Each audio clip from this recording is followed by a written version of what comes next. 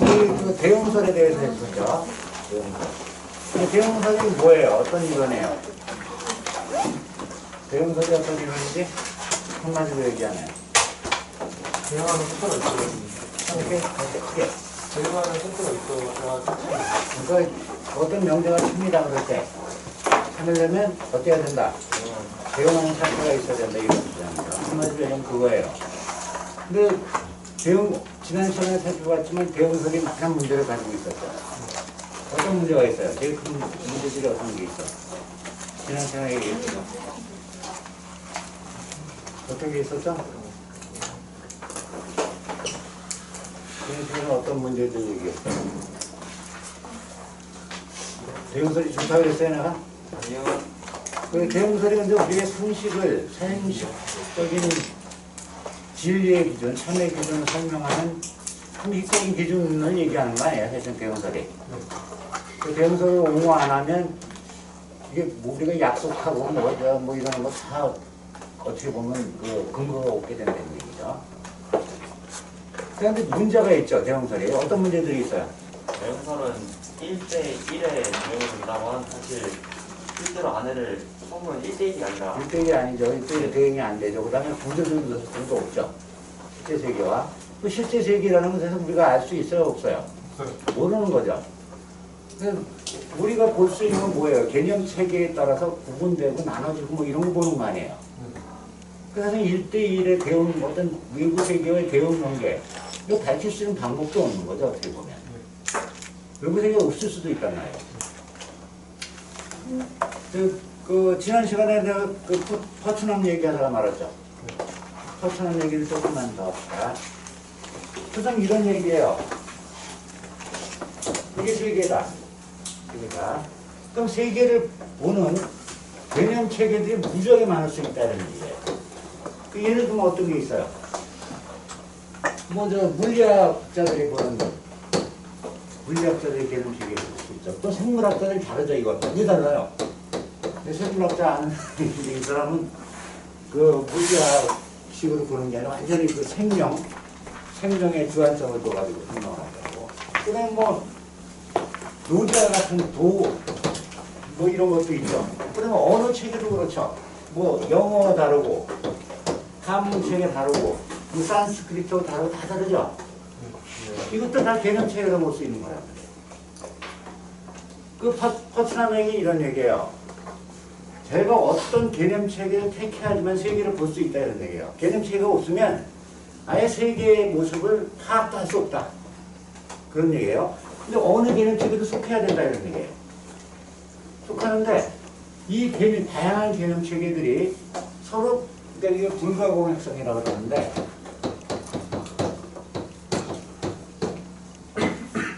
서로 교통을 안 한다 이런 얘기예요. 한 개념 체계에 들어가 있으면 다른 개념 체계에서 얘기하는 걸 이해할 수 없다 이런 얘기죠. 서로 불가공학한다 이런 얘기예요. 그럼 이것들 다 각각이 여기서 볼 때의 진리랑 여기서 볼 때의 진리랑 다 달라진다는 얘기죠. 그럼 어떤 게 참이냐? 그 얘기할 수 없다 이런 얘기예요. 그 퍼츠남의 얘기는. 그래서 어떤 식으로 얘기하냐면 불가공학하기 때문에 어떤 체계에 속해 있느냐에 따라서 이 체계 최고의 체계예요. 그 체계에 속한 사람들은. 그러니까 뭐 미신을 믿는 사람이다. 이런 사람은 미신에서의 설명이 최고의 설명이라는 얘기죠. 그리고 어떤 게 더 낫고 어떤 게 더 좋지 않다. 그러니까 함부로 말할 수 없다 이런 얘기예요. 그런 주장이에요. 이게 그 불란서 철학자들이 이런 주장 많이 하죠. 문화상대주의 뭐 들어봤어요? 네. 이거 뭐야 문화상대주의가? 어떤 문화가 우월하거나 열등한 게 아니라 상대적으로 다 못하는 얘기예요. 다. 다원론 쪽을 봐야 된다고. 문화다원주의, 문화상대주의, 뭐 개념상대주의. 지금 팽배하고 있어. 이런 문제예요. 대응설이 안고 있는 대표적인 문제죠. 대응설이 아주 근본적인 문제가 있죠. 어떤 문제가 있어요? 휴미 뭐라 그랬어요? 우리가 대응관계를 알려면 어떻게 해야 되겠어요? 그 명제하고 외부 세계가 일치하는 것을 알려면, 대응하는 걸 알려면 어떻게 해야 돼요? 휴미 왜 회의주의예요? 명제는 우리가 만드는 거니까 그래요. 실제 세계는 이 존재하지 않을 수도 있잖아. 그러니까 아예 대응관계를 설명할 수가 없다는 얘기죠. 근본적으로. 그런 문제가 있겠는 거죠. 그래서 나온 게 종합설이에요.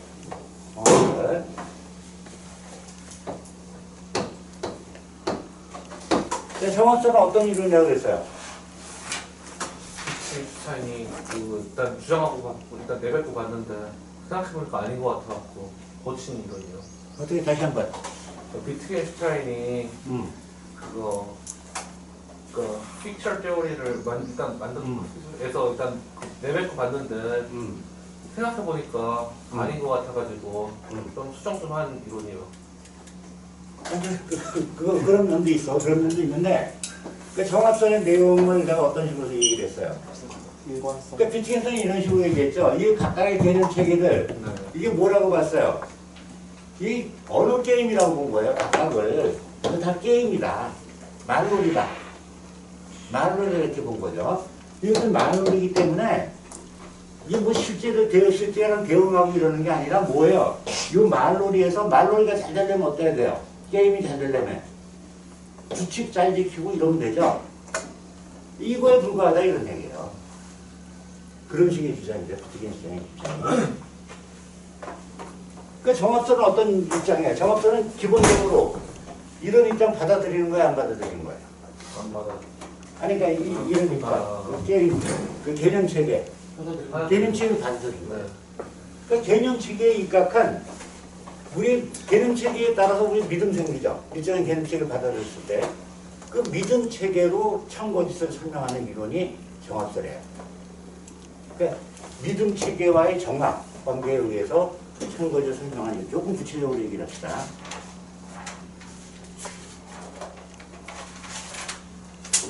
이런 얘기예요. 정합설에 조금 구체적으로 얘기하면 많은 유명한 사람들이 얘기했지 정합설.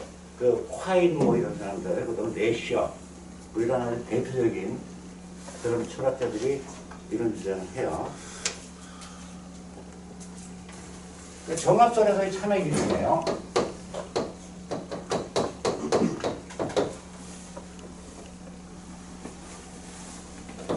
우선 어때야 되냐 하면 첫 번째, 우리가 믿음 체계가 있다는 얘기예요. 믿음 체계.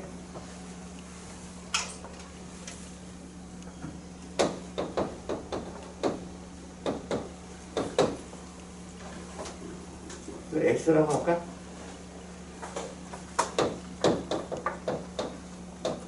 그러니까 이 믿음 체계 X는 뭐예요?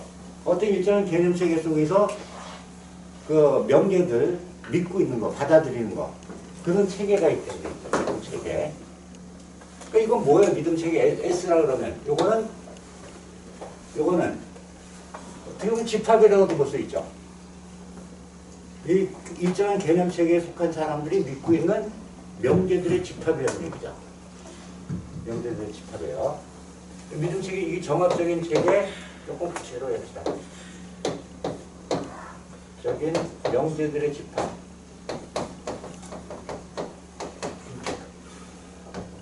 집합 S가 있다. 이 사이에 요거 집어넣으세요. 교수님, 이게 종합이에요, 정합이에요? 정합. 그러니까 이것도 내가 설명을 해줄 거야. 정합이 무슨 얘기인가. 두 번째. S는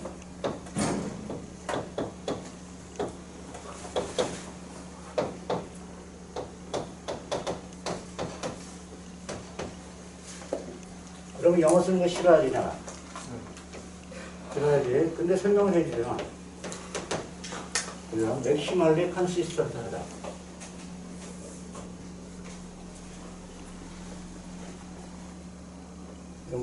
이 컨시스턴트는 알죠? 그 뭐야? 컨시스턴트하다.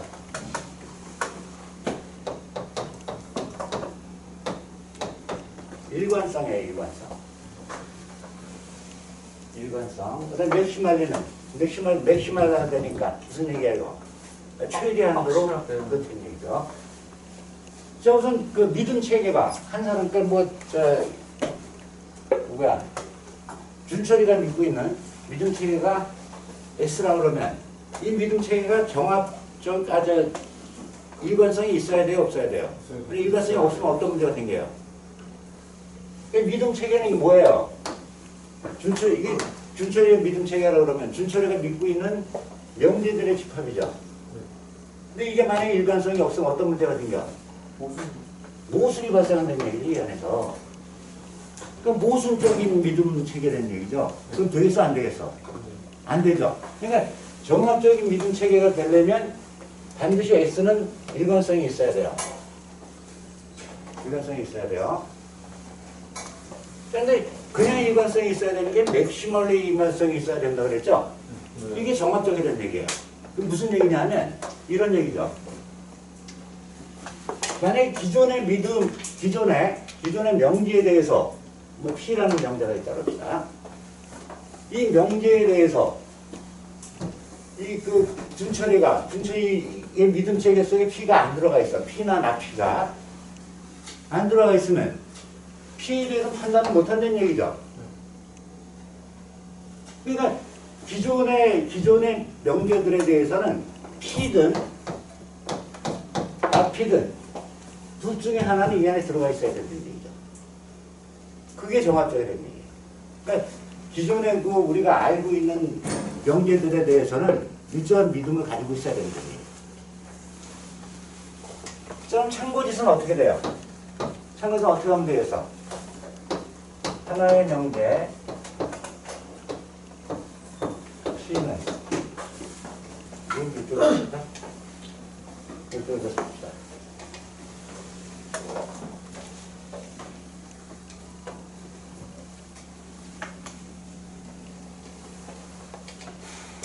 하나의 명제 참의 기준이에요. 명제 P는 참이다. 믿음 체계 S에서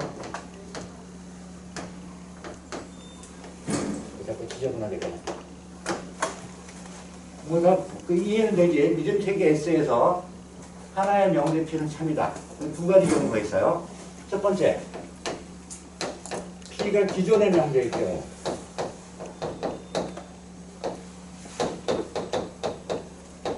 P가 기존의 명제, 그러니까 이미 알려진 명제는 어때야 돼요? 어떤 경우에 참이야? S에서 P는 참이다. 어떤 참이 되겠어?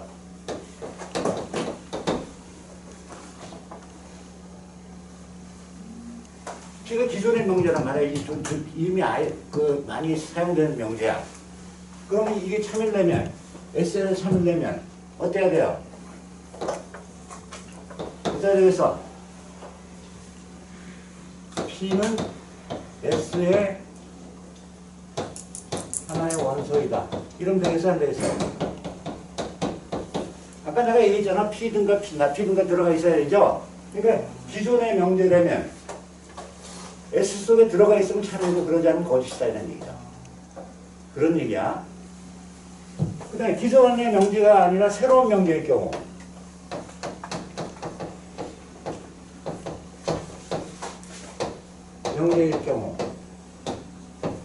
어떻게 하면 되겠어요? S하고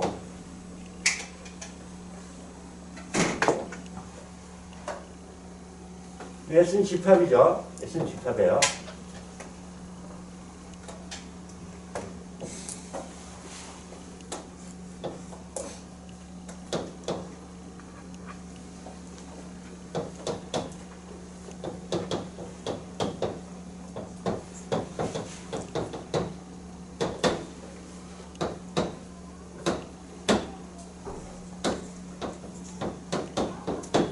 그러니까 새로운 명제일 경우에 S 유니온이에요. 유니온. SUP. 그러니까 무슨 얘기예요, 이거는? 이 집합이죠, S가. 그죠? 믿음체계는 집합이에요. 명제들의 집합이야. 어떻게 하는 얘기예요? S에다가 이거를 더했을 경우에, P를 더했을 경우에, P를 집어넣는다는 얘기죠, 이 안에. S에다가 P를 집어넣었을 경우에 모순이 발생하지 않으면, 일관성이 있으면, 그럼 참이다, 이런 얘기예요. 이런 식의 설명이에요. 뭔 얘기인지 알겠죠? 이런 식으로 참은 거짓을 설명하는 거예요. 그러니까 예를 하나 들어볼게요. 이런 얘기죠. 만약에 준철이가, 이게 준철이의 믿음체계예요. 준철이의 믿음체계 속에 뭐 모든 백조는 하얗다. 이게 들어가 있다고 합시다. 많은 명제. 그러니까 준철이가 믿고 있는 많은 명제들이라는 얘기죠. 이거 S는. 그렇죠? 네. 그럼 요 명제는 참여해 봐주세요. 이 S, 요건 참여해 봐주세요. 새로운 명제죠. 어떤 백조는 하얗다. 검다. 이 P라고 봅시다. 새로운 명제죠, 이건. 준철이가 믿고 있는 명제 아니야, 이건. 새로운 명제로 하자, 이런 얘기예요. 그럼 어떻게 결정한다는 얘기예요? S 속에다가 P를 집어넣었을 경우에 이 문장이 참이 되면, 아니, 일관성이 있으면 참이다, 이런 얘기죠. 일관성이 있어요, 없어요? 그건 거짓이라는 얘기죠. 이런 식으로 한다는 얘기예요. 근데 방금 새로운 게 들어왔을 때는 이제 믿음체계 S 안에 P가 들어갔을 때 모순이 일어나지 않으면은 그러니까 일관성이 있다는 얘기가 뭐예요? 일관성이 있으면 모순이 안 생겨. 일관성이 없을 경우에는 모순이 발생해요. 그러니까 기본적으로 정합선은 뭘 받아들이는 이론이야? 모순율을 받아들이는 이론이죠. 모순율을. 그래서 이런 설명이에요. 이런 설명. 그럼 뭐 마땅치 않죠? 뭐가 마땅치 않아? 이거 분명히 문제인데 별로 기분 안 좋아. 기분 안 좋은데 많은 사람들이 이걸 믿어요. 많은 철학자들이, 아주 유명한 철학자들이 정합선을 주장해. 그 대응들의 한계가 있으니까 대체제도 이게 그래서 제일 설명력이 있거든. 근데 문제가 있죠. 어떤 문제가 있어요?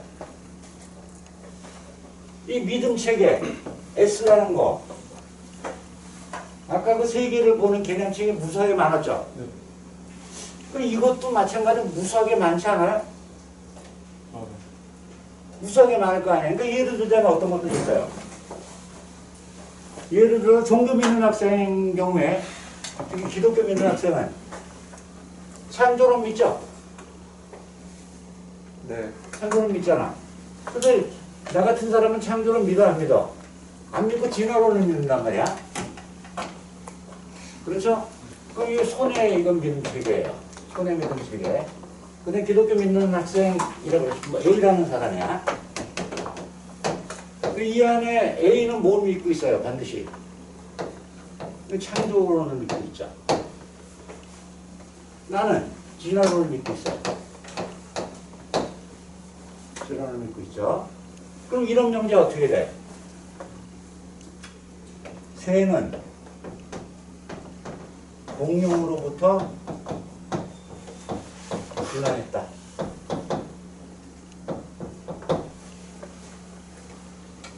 요거 손의 그 믿음 체계에 따르면 참의 것이에요, 이거. 이건 참이죠. 근데 A의 믿음 체계에 따르면 참의 것이에요. 거짓되죠. 그러니까 믿음 체계에 따라서 진리치가 달라진다는 얘기죠. 그 믿음 체계가 무수하게 많을 수 있잖아. 그럼 진리라는 개념이 어떻게 돼? 이건 상대적인 개념이 돼버리죠. 개념 체계 상대적인. 믿음 체계 상대적인 개념이 돼버린다. 일단 근본적인 우리가 갈구하는 거 어떤 게 있어요? 참이라면 같은 외부 세계의 자체의 모습에 결정돼야 된다. 이 믿음만 해요, 우리가. 근데 그런 기본적인 믿음을 설명할 수 없죠. 그러니까 여러분들이 뭐 정합선을 구체적으로 들어갈 필요도 없어요. 들어갈 필요도 없고 한 두 가지 문제점만 얘기해 볼까?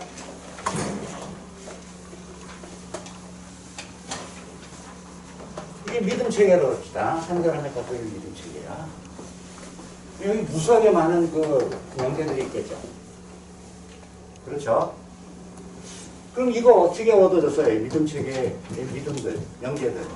개인의 경험. 경험을 통해서 자꾸 받아들여가지고 들어간 거 아니에요? 근데 그 받아들여서 자꾸 넓혀졌는데, 넓혀진 그러니까 명제들이 넓혀졌는데, 많아졌는데, 그 기준은 뭐였어요?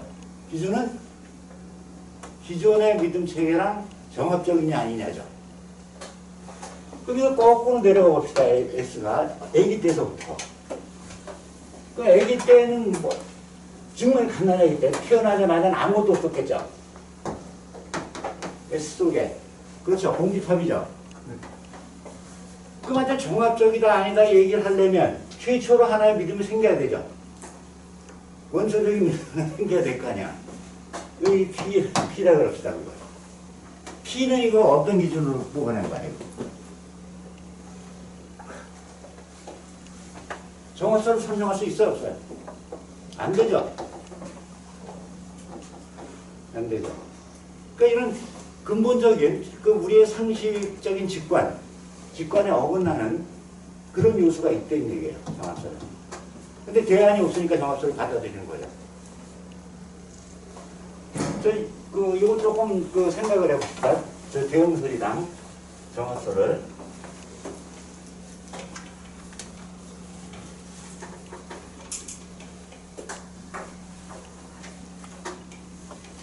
그 알빈 골드만이라고 내가 전에 얘기했었지 않나? 이해한 적 없나? 알빈 골드만.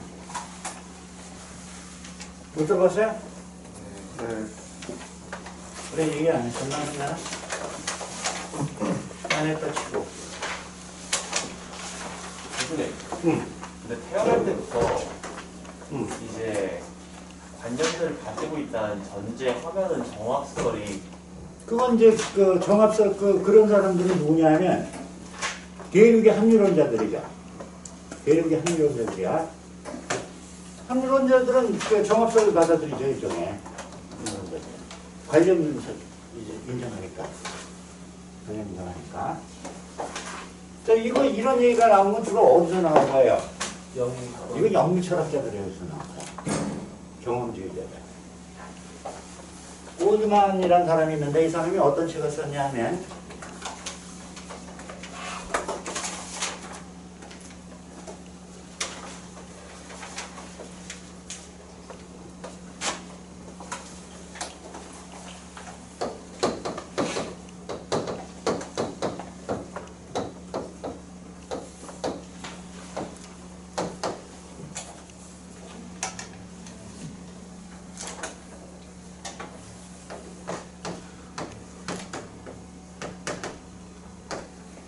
그 에피스테몰로지 앤 코그니션이라는 책을 썼어요.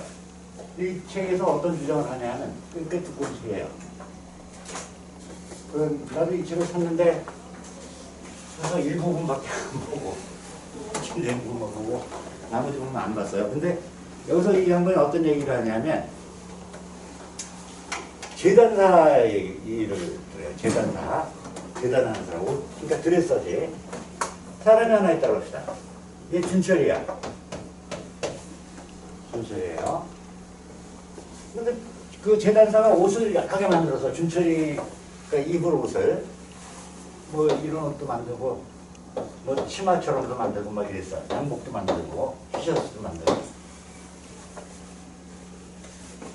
요거는 뭐 이제 양복이라고 그럽시다. 양복. 요거는 뭐 다른 재단사가 만든 뭐 치마형 뭐 치마형 바지. 티셔츠. 자, 그리고 옷을, 준철이가 입어보겠죠, 옷을. 준철이가 입어봐요. 그럼 이건 다 다른 양식이죠. 옷에 다른 스타일 아니야. 근데 이 옷이 맞느냐, 안 맞느냐, 누가 결정하는 거야? 뭐에 의해서 결정돼요? 준철이의 몸에 의해서 결정되는 거죠. 그 골드만 설명이 이런 설명이에요. 다양한 개념 체계들이 있다. 인정해요. 근데 이 다양한 개념 체계들이 세계를 보는 틀 아니에요? 어떻게 보면 세계를 보는 틀이죠. 이 틀 중에서 세계를 제일 잘 설명해 주는 틀이 있을 수 있지 않느냐? 잘 설명해 주는 게 그게 그 맞는 개념 틀이다. 뭐 이런 식의 설명이에요. 이 대명사를 옹호하는 거죠. 어떻게 보면 잘 그러니까 피팅 이론이라는 건데 세계를 잘 설명해 줄 수 있는 개념체가 있지 않느냐. 그게 좋은 거다. 뭐 이런 식의 설명이에요. 근데 아까 뭐라 그랬어요? 퍼스널 얘기는 이거 불가공역한다 그랬죠. 서로 통할 수 있다 그랬어요? 없다 그랬어요? 없다 그랬어요. 그러니까 비교도 안 된다는 얘기죠. 어떤 게 더 무수하다, 좋다, 나쁘다. 근데 실제로 보면 어때요? 실제로 보면 우리가 한 개의 개념 체계만 가지고 있어요? 아니요. 한국 물리학자가 주역 배울 수도 있는 거 아니야? 그 주역의 체계랑 물리학의 체계가 완전히 달라요. 그건 통할 수 없는 체계지. 그러나 여러 개를 배울 수 있는 거 아니야? 영어도 배우고 산스크리트도 배우고 한문도 배우고 이럴 수 있는 거 아니에요? 그러면서 비교할 가능성은 없나? 그런 여지가 있다는 얘기죠. 자, 그걸 받아들여도 대응설이 옹호가 돼야 안 돼요? 근본적으로. 이러면 돼요? 대응설? 대응설의 근본적인 문제는 뭐예요? 이 외부세계가 있는 줄 아는 분이조차 모르잖아. 그러니까 대응하는 걸 가려면 이것도 보고 이것도 봐야 되죠. 이쪽은 볼 수 있지만 이쪽은 못 보잖아. 그러니까 대응설은 근본적인 문제가 있다는 얘기예요. 이런 면에서. 그러니까 결국 어떻게 해야 된다는 얘기예요. 믿음 체계를 인정할 수밖에 없다는 얘기죠. 그러나 우리가 할 수 있는 믿음 체계를 확장시킬 수는 있다는 얘기야. 그러니까 여러 가지 다른 사람들의 믿음 체계 다 받아들여가지고 그걸 비교해 볼 수도 있고요. 지금 물리학자들 같은 경우에 그 뉴턴 물리학을 받아들였어요, 여태까지. 그래서 뭐가 나왔어요? 최근에 양자 물리학 나왔잖아. 이거 완전히 다르죠. 그러나 물리학자들이 현대 물리학들 양자 물리학도 알잖아. 양자론에 대해서. 이런 얘기가 될 수가 있다 이런 얘기요. 이 얘기만 하고 끝냅시다.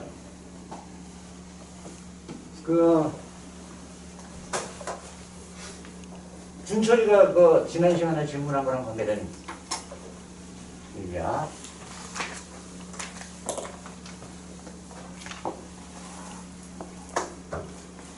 파운데이셔널리즘이라고 들어봤어요?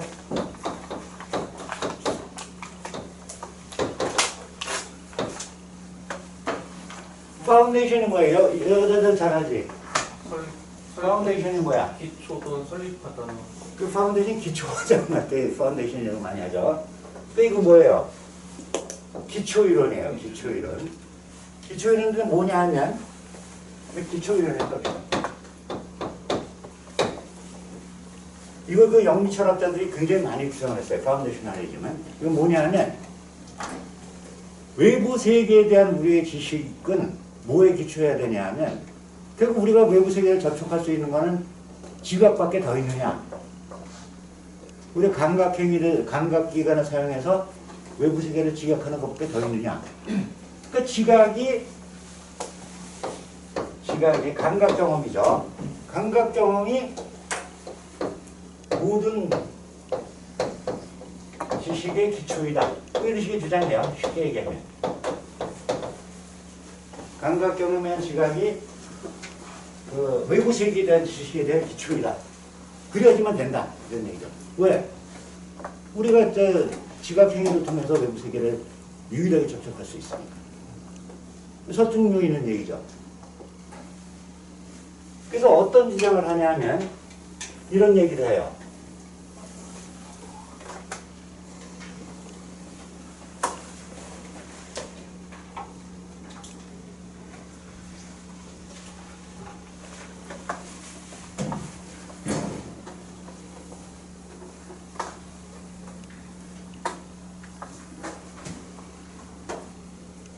여러분 그런 얘기 들어봤어요?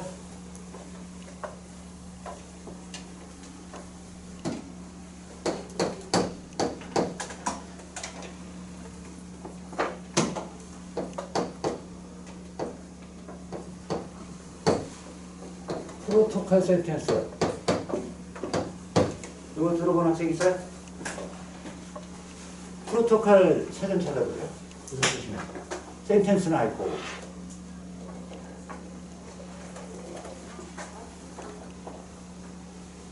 프로타입, 프로토콜. 뭐예요? 실험적? 어? 실험적? 실험적? 네. 아, 아니. 아니야. 프로토콜. 다시 한번 들어봐. 한번 찾아봐.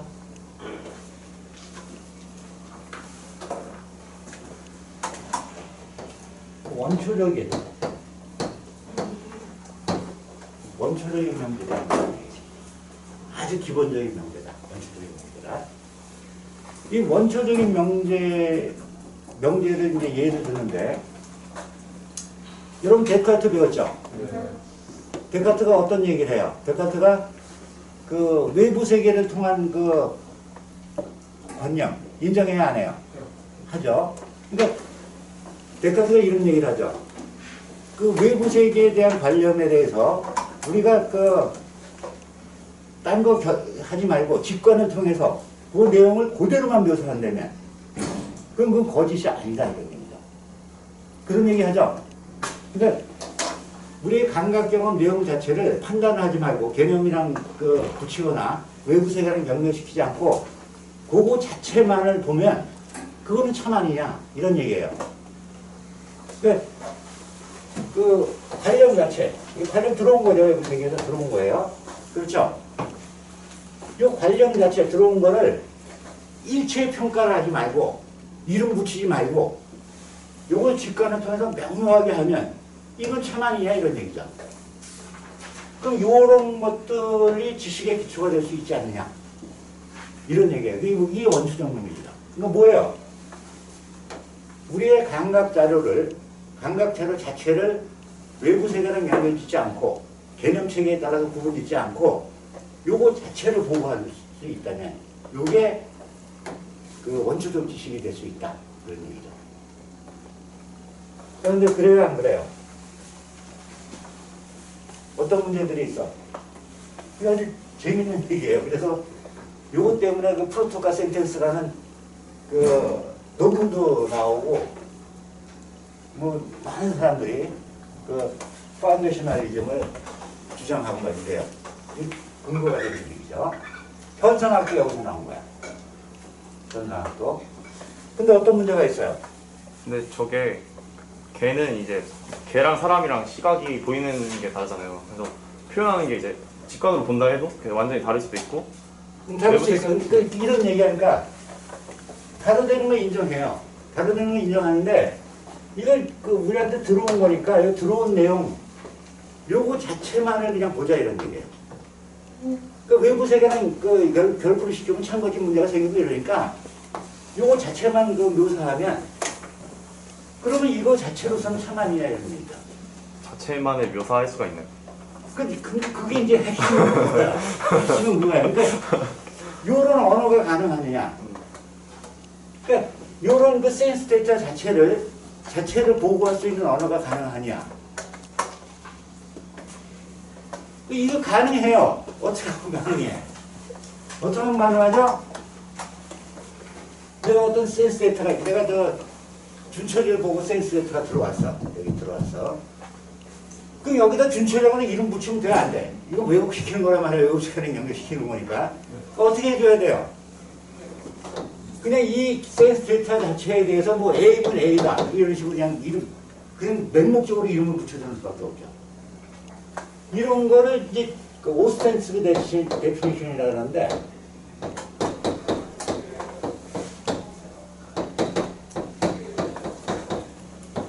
즉자적정이라고 그러고, 그냥 보고 요거에 대해 이름을 붙이는 거예요, 그냥.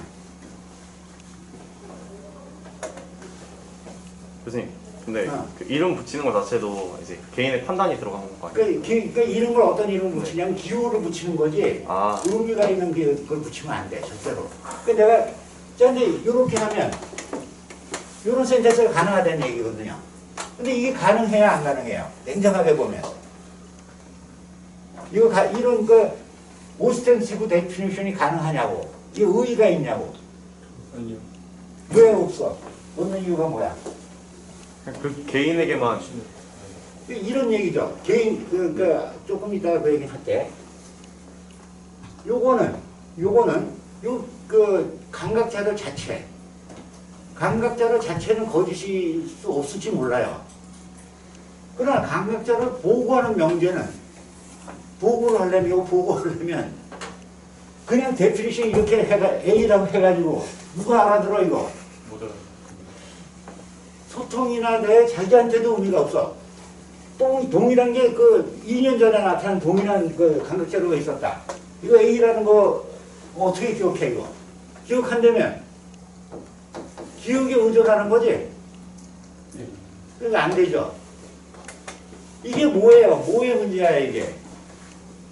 준철이가 지난 시간에 물었던 거. 사적 언어? 이게 사적 언어의 문제죠. 이런 즉자적 정의의 사적 언어란 말이야, 사적 언어. 사적 언어는 가능해요, 불가능해요? 사적 언어는 아무 의미도 없죠, 이거. 근데, 요런 거,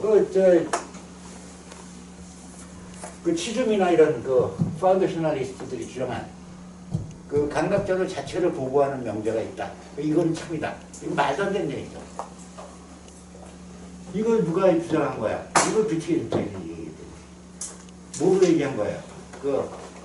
통 속에 이렇게 바퀴벌레 4마리 집어넣어가지고 그거 있죠? 이거. 그리고 이거죠. 이런 얘기. 그러니까 근본적인 문제를 제기하는 거죠. 비트게 주장이 이런 거.